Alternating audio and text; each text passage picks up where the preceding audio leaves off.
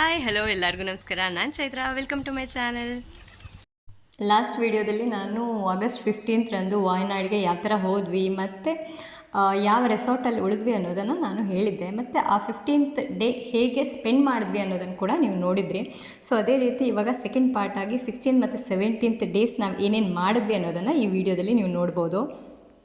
ಬೆಳಿಗ್ಗೆ almost 8 o'clock ಆಗಿದೆ. ಇವಾಗ ನಾವು ಬ್ರೇಕ್ಫಾಸ್ಟ್ಗೆ ಅಂತ ಬರ್ತಾ ಇದ್ದೀವಿ, ನಾನು ಮತ್ತು ನನ್ನ ಮಗ. ನೀವು ಇಲ್ಲಿ ನೋಡ್ಬೋದು ಸಿಟ್ಟಿಂಗ್ ಏರಿಯಾ ಯಾವ ಥರ ಇದೆ ಅಂತ. ಹೊರಗಡೆ ಡೈನಿಂಗ್ ಏರಿಯಾ ಕೂಡ ತುಂಬಾ ಚೆನ್ನಾಗಿದೆ. ಈ ಥರ ಹೊರಗಡೆನೂ ಕುತ್ಕೊಂಡು ಆರಾಮಾಗಿ ಬ್ರೇಕ್ಫಾಸ್ಟನ್ನು ಮಾಡ್ಬೋದು. ತುಂಬಾ ಚೆನ್ನಾಗಿರುವಂಥ ವ್ಯೂ ಕೂಡ ಇದೆ. ಸೊ ಮೊದಲನೇದಾಗಿ ಒಂದು ಸ್ವಲ್ಪ ಜ್ಯೂಸನ್ನು ಕೊಟ್ಟಿದ್ದಾರೆ. ಇವತ್ತಿನ ಬ್ರೇಕ್ಫಾಸ್ಟು ಇಡಿಯಪ್ಪಂ ಮತ್ತು ಪತ್ತಲ್ ಅಂತೆ. ಇದು ಕೇರಳದ ಡಿಶ್ಶು. ಸೊ ನಾನು ಇವತ್ತೇ ಫಸ್ಟ್ ಟೈಮ್ ತಿಂತಾ ಇರೋದು. ಆಮೇಲೆ ಬೇಕಾ ತಗೊಳ್ಳಿ. ಇದು ಬೇಕಾ? ಇದು ನೂಡಲ್ಸ್ ಇದು ಬೇಕಾ? ಇದು ಬೇಕಾ? ನೂಡಲ್ಸ್ ಬೇಕಾ? ನೂಡಲ್ಸ್ ಇದು ಬೇಕಾ? ಇದು ಪುರಾಣಿ. ಬ್ರೇಕ್ಫಾಸ್ಟು ತುಂಬಾ ಟೇಸ್ಟಿಯಾಗಿತ್ತು, ಆದರೆ ತುಂಬಾ ವೆರೈಟೀಸ್ಗಳು ಇರಲಿಲ್ಲ. ಆದರೂ ಕೂಡ ಚೆನ್ನಾಗಿತ್ತು ಅಂತ ಹೇಳ್ಬೋದು. ಈಗ ನಾವಿರೋದು ಮಯೋಕಮ್ ಹೋಟೆಲು. ಸೊ ಇಲ್ಲಿಂದ ಇರುಪ್ಪು ಫಾಲ್ಸಿಗೆ ಹೋಗ್ತಾ ಇದ್ದೀವಿ. ಅದಿರೋದು ಕೂರ್ಗಲ್ಲಿ. ನೋಡ್ಕೊಬರೋಣ ಅಲ್ಲಿ ಮಳೆ ಇದೆಯೋ ಇಲ್ವೋ ಅಂತ, ಹೇಗಿದೆ ಅಂತ ನೋಡೋಣ. ನಾವಿರುವಂಥ ರೆಸಾರ್ಟಿಂದ ಅಂದರೆ ಮಯೂಕಮ್ ರೆಸಾರ್ಟಿಂದ Iruppu falls almost 1 hour journey ಅಂತ ಹೇಳ್ಬೋದು. ಮತ್ತು 27 kilometers ಆಗುತ್ತೆ ಅಪ್ರಾಕ್ಸಿಮೇಟ್ಲಿ. ರಸ್ತೆ ಮಧ್ಯದಲ್ಲೇ ಒಂದು ಮರ ಕೂಡ ಬಿದ್ದುಬಿಟ್ಟಿತ್ತು ಗಾಳಿ ಮಳೆಗೆ. ನಮಗೇನು ತುಂಬ ಹೊತ್ತು ನಿಲ್ಲೋದು ಬೇಕಾಗಿರಲಿಲ್ಲ, ಯಾಕೆ ಅಂತಂದರೆ ಆಲ್ರೆಡಿ ಅದನ್ನು ರೋಡಿಂದ ಸೈಡಿಗೆ ಹಾಕ್ತಾಯಿದ್ರು. ಆದರೂ ಒಂದು 10 minutes ಮಾತ್ರ ವೆಯ್ಟ್ ಮಾಡಿದ್ವಿ ನಾವು. ಕೇರಳದಲ್ಲಿ ನಾವು ಸ್ಟೇ ಮಾಡಿಬಿಟ್ಟು ಕರ್ನಾಟಕದ ಕಡೆ ಬರ್ತಾಯಿದ್ದೀವಿ ಇರುಪ್ಪು ಫಾಲ್ಸ್ ನೋಡೋಕ್ಕೆ. ಯಾಕೆ ಅಂತಂದರೆ ಕೇರಳದ ಸುತ್ತಮುತ್ತ ಇರೋ ಕೆಲವೊಂದಷ್ಟು ಪ್ರದೇಶಗಳನ್ನೆಲ್ಲ ಕ್ಲೋಸ್ ಮಾಡಿಬಿಟ್ಟಿದ್ದಾರಂತೆ ಸೇಫ್ಟಿ ಸಲುವಾಗಿ. ಏಕೆ ಅಂತಂದರೆ ಅಲ್ಲಿ ಲ್ಯಾಂಡ್ ಸ್ಲೈಡೆಲ್ಲ ಆಗಿ ತುಂಬಾ ಅನಾಹುತಗಳಾಗಿದ್ದಾವೆ. ಅದಕ್ಕೆ ಕ್ಲೋಸ್ ಮಾಡಿದ್ರು. ಅದಕ್ಕೆ ವಾಪಸ್ ಕೂರ್ಗ್ ಕಡೆ ಬರ್ತಾಯಿದ್ದೀವಿ ನಾವು. ಇಲ್ಲಿ ನೋಡ್ಬೋದು ಸಣ್ಣದಾಗಿ ಮಳೆ ಕೂಡ ಹೋಗ್ತಾ ಇದೆ. ಕರ್ನಾಟಕ ಮತ್ತು ಕೇರಳಕ್ಕೆ ಎಕ್ಸ್ಟ್ರಾ ಬಾರ್ಡರೇ ಬೇಡವೇನೋ ಅನಿಸುತ್ತೆ. ಯಾಕೆ ಅಂತಂದರೆ ರೋಡ್ ನೋಡಿದ್ರೆ ಗೊತ್ತಾಗ್ಬಿಡುತ್ತೆ. ಕರ್ನಾಟಕದ ರೋಡನ್ನು ನೋಡಿದ ತಕ್ಷಣ ಓಹೋ ನಾವು ಕರ್ನಾಟಕಕ್ಕೆ ಬಂದ್ವಿ ಅಂತ ಗೊತ್ತಾಗುತ್ತೆ. ಅದು ನನ್ನ ಫೀಲಿಂಗು. ಬಾಕಿಯವ್ರಿಗೆ ಏನು ಅನಿಸುತ್ತೋ ನನಗೆ ಗೊತ್ತಿಲ್ಲ. ಮತ್ತು ಇವಾಗ ನೋಡಿ ರೋಡಲ್ಲೆಲ್ಲ ಫುಲ್ ಹೊಂಡ. ಮತ್ತು ನಾವು ರೀಚ್ ಆದ್ವಿ. ಇವಾಗ ಸಣ್ಣದಾಗಿ ಮಳೆ ಹೊಯ್ತಾ ಇತ್ತು. ನೋಡೋಣ ಮುಂದೆ ಎಷ್ಟು ತುಂಬ ಮಳೆ ಸಿಕ್ಬಿಡುತ್ತೋ ಏನು ಅಂತ. ಗಾಡಿನ ಪಾರ್ಕ್ ಮಾಡಿ ಇವಾಗ ನಾವು ಇರುಪ್ಪು ಫಾಲ್ಸ್ ಕಡೆ ಹೋಗ್ತಾ ಇದ್ದೀವಿ. ಎದುರುಗಡೆ ಒಂದು ದೇವಸ್ಥಾನ ಕೂಡ ಇದೆ, ಇಲ್ಲಿ ನೀವು ನೋಡ್ಬೋದು. ಮತ್ತು ಇಲ್ಲಿಂದ ಒಂದು 500 ಮೀಟ್ರ್ ಆಗೋಷ್ಟು, ಅಂದರೆ ಒಂದು ಅರ್ಧ ಕಿಲೋಮೀಟ್ರಷ್ಟು ನಡ್ಕೊಂಡು ಹೋಗಬೇಕಾಗತ್ತೆ ಇರುಪ್ಪು ಫಾಲ್ಸ್ ನಾನು ನೋಡಬೇಕು ಅಂತ ಅಂದರೆ. ಸೊ ನಾವು ಇವಾಗ ವಾಕ್ ಮಾಡ್ಕೊಂಡು ಹೋಗ್ತಾ ಇದ್ದೀವಿ.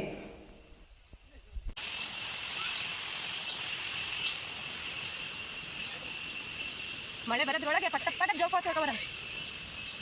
ನಾವು ಗಾಡೀಲಿ ಕೂತ್ಕೊಂಡಾಗ ತುಂಬ ಮಳೆ ಹೋಯ್ತಾ ಇತ್ತು. ಸೊ ಅಯ್ಯೋ ಫಾಲ್ಸ್ ನೋಡೋಕ್ಕಾಗಲ್ವೇನೋ ಅಂತ ಅನ್ಕೋತಾ ಇದ್ವಿ, ತುಂಬ ಮಳೆ ಹೋದರೆ ಕಷ್ಟ ಅಂತ.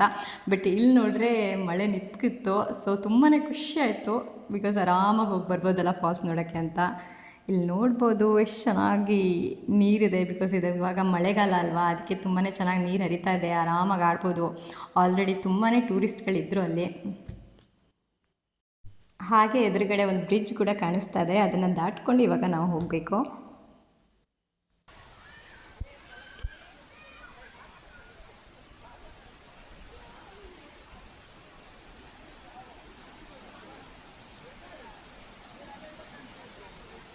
ಇಲ್ಲೇ ಅಂತದು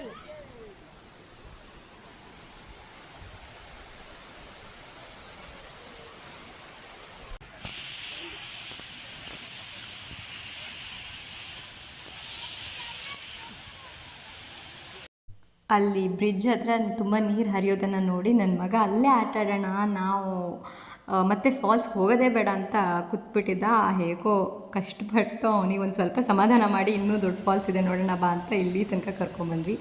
ಫೈನಲಿ ನೋಡಿ ಇರುಪ್ಪು ಫಾಲ್ಸ್ ಇದೆ. ತುಂಬಾ ಚೆನ್ನಾಗಿದೆ. ಅಷ್ಟೊಂದೇನು ಡೇಂಜರ್ ಅಂತ ಅನಿಸಲ್ಲ, ಬಿಕಾಸ್ ತುಂಬ ಜಾಸ್ತಿ ನೀರಿರಲ್ಲ, ಕಡಿಮೆನೂ ನೀರಿಲ್ಲ. ಮತ್ತು ಯಾವುದೇ ಪ್ಲೇಸ್ ಅಷ್ಟೊಂದು ಡೇಂಜರ್ ಅಂತ ಅನಿಸಿಲ್ಲ ನನಗೆ. ಮತ್ತು ಅಲ್ಲಿ ನೋಡ್ಬೋದು ನೀವು ನೀರು ಕೆಳಗಡೆ ಆರಾಮಾಗಿ ತುಂಬ ಜನ ನಿಂತ್ಕೊಂಡು ಆಡ್ತಾ ಇದ್ದಾರೆ.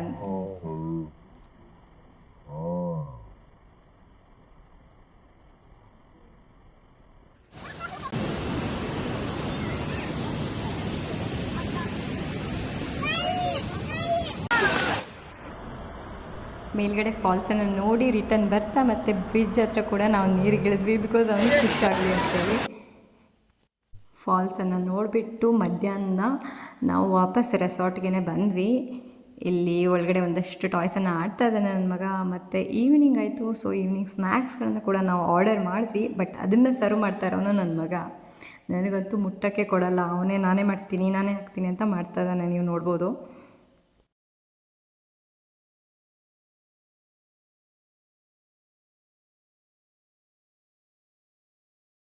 ಈವ್ನಿಂಗ್ ಟೀ ಮತ್ತು ಸ್ನ್ಯಾಕ್ಸನ್ನು ಮುಗಿಸ್ಕೊಂಡು ಬ್ಯಾಂಬೂ ಬ್ರಿಡ್ಜ್ ಅಂತ ಇತ್ತು ಒಂದು ಕಡೆ, ಅಲ್ಲಿ ನೋಡೋಣ ಅಂತ ಬಂದ್ವಿ. ಇಲ್ಲೊಂದು ಹೊಳೆ ಹರಿತಾ ಇದೆ. ಸೊ ಈ ಹೊಳೆಯಲ್ಲಿ ಒಂದು ಸ್ವಲ್ಪ ಹೊತ್ತು ಆಡ್ದೆ ನನ್ನ ಮಗ. ಹೀಗೆ ಆಡಿದ ನಂತರ ಇವತ್ತಿನ ಡೇನ ನಾವು ಫಿನಿಷ್ ಮಾಡಿದ್ವಿ. ಸಂಜೆ ಡಿನ್ನರನ್ನು ಕೂಡ ನಾವು ರೆಸಾರ್ಟಲ್ಲೇ ಮುಗಿಸಿದ್ವಿ. ಸೊ ನೆಕ್ಸ್ಟ್ ಡೇ ಅಂದರೆ 17th ನಾವು ಮಯೂಕಮ್ ಹೋಟೆಲಿಂದ ಮೈಸೂರು ಝೂ ನೋಡ್ಕೊಂಡು ಹೋಗೋಣ ಅಂತ ಬಂದ್ವಿ. ಬಿಕಾಸ್ ಅದು ಬೆಂಗಳೂರಿಗೆ ಆನ್ ದ ವೇ ಆಗುತ್ತಲ್ವ. ಸೊ ಅದಕ್ಕೆ ಮತ್ತು ನನ್ನ ಮಗನಿಗೂ ಪ್ರಾಣಿಗಳಂದರೆ ತುಂಬ ಇಷ್ಟ, ಅವನಿಗೂ ತೋರಿಸ್ಕೊಂಡು ಹೋಗೋಣ ಅಂತ ಇಲ್ಲಿ ಮೈಸೂರು ಝೂಗೆ ಬಂದ್ವಿ. ಗಾಡಿನ ಒಂದು ಕಡೆ ಪಾರ್ಕ್ ಮಾಡಿದ್ವಿ. ಪಾರ್ಕ್ ಮಾಡಿದ್ಮೇಲೆ ಈ ಥರ ಎಲ್ಲ ಅಂಡರ್ಗ್ರೌಂಡಲ್ಲಿ ಹೋಗಬೇಕಾಗತ್ತೆ. ಮತ್ತು ಹೋಗಿ ಟಿಕೆಟನ್ನು ತೊಗೊಂಡ್ವಿ ಕೂಡ. ಸೊ ಎದುರುಗಡೆನೇ ಒಂದು ದೇವಿಯ ದೇವಸ್ಥಾನ ಕೂಡ ಇತ್ತು, ಅಲ್ಲಿ ನಮಸ್ಕಾರ ಮಾಡಿ ಅದ್ರ ಮುಂದೆ ಹೋದ್ವಿ. ಇಲ್ಲಿ ನೋಡ್ಬೋದು ಝೂದಲ್ಲಿ ಏನೇನು ನೋಡಿದ್ವಿ ಅಂತ.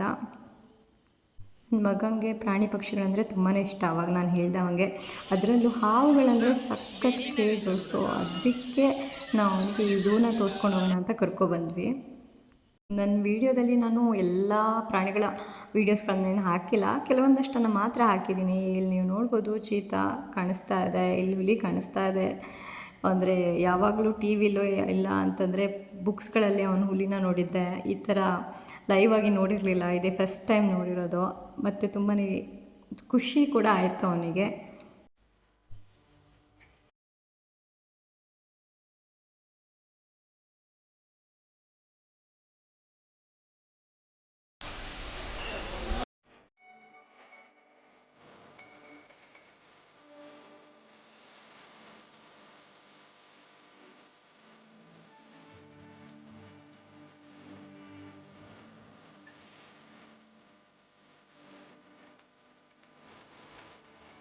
ಈ ಝೂದಲ್ಲಿ ಆಲ್ಮೋಸ್ಟ್ 3 ಕಿಲೋಮೀಟರ್ಸ್ ತನಕ ನಡಿಬೇಕಾಗತ್ತೆ. ಫೈನಲಾಗಿ ಜಿರಾಫೆ ನಾವು ನೋಡಿ ಈ ಝೂನ ರೌಂಡನ್ನು ಕಂಪ್ಲೀಟ್ ಮಾಡಿದ್ವಿ. ಮತ್ತು ಈವ್ನಿಂಗಾಯಿತು. ಸೊ ಇವಾಗ ನಾವು ಬೆಂಗಳೂರು ಕಡೆ ಪಯಣ ಬೆಳೆಸಿದ್ವಿ. ಆನ್ ದಿ ವೇ ಅಂದರೆ ಮೈಸೂರಿಂದ ಬೆಂಗಳೂರು ಬರೋ ರೋಡಲ್ಲಿ ತುಂಬಾ ಮಳೆ ಬೀಳ್ತಾ ಇತ್ತು. ಸ್ವಲ್ಪ ದೂರ ಬಂದಮೇಲೆ ಮಳೆ ಕೂಡ ನಿಲ್ತು. ಸೊ ಆರಾಮಾಗಿ ಬಂದ್ವಿ ಮತ್ತು ಟ್ರಿಪ್ಪನ್ನು ಕೂಡ ಎಂಜಾಯ್ ಮಾಡಿದ್ವಿ. ಇನ್ನೊಂದು ವಿಡಿಯೋ ಜೊತೆ ಸಿಗೋಣ. ಟಾಟಾ ಬಾಯ್ ಬಾಯ್.